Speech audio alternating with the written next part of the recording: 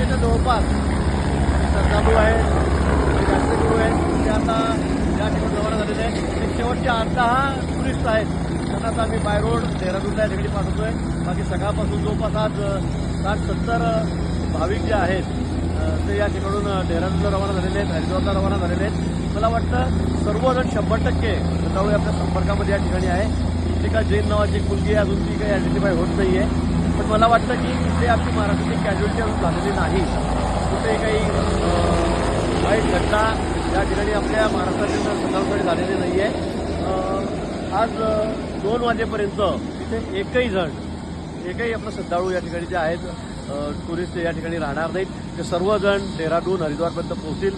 तिथून पुढे जाण्याची व्यवस्था आम्ही त्या ठिकाणी केलेली आहे. जवळपास 50-52 श्रद्धाळू असे जे मुंबईचे परिसरातले की त्यांनी सांगितलं की आम्हाला पुढे अजून केदारनाथला जायचं आहे.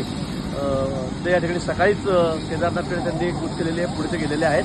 पण आता या ठिकाणी आपल्या संपर्कात जेवढे लोक होते ते सगळे आता महाराष्ट्रासाठी रवाना होत आहेत.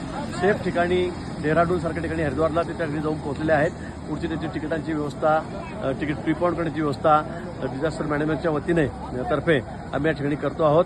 माननीय मुख्यमंत्री महोदय सतत या सगळ्या गोष्टींवर लक्ष ठेवून आहेत. अतिशय उत्तम अशी व्यवस्था इथल्या प्रशासनाने, सेनेने या ठिकाणी केलेली आहेत. अगदी डझनभर चॉपर आपण बघतात, एका मागे एक सगळे लोकांना या ठिकाणी सोडत आहेत. सेनेचे पण दुसऱ्या एका एअरवेजवर त्या ठिकाणी ते सुद्धा चॉपर या ठिकाणी आहेत.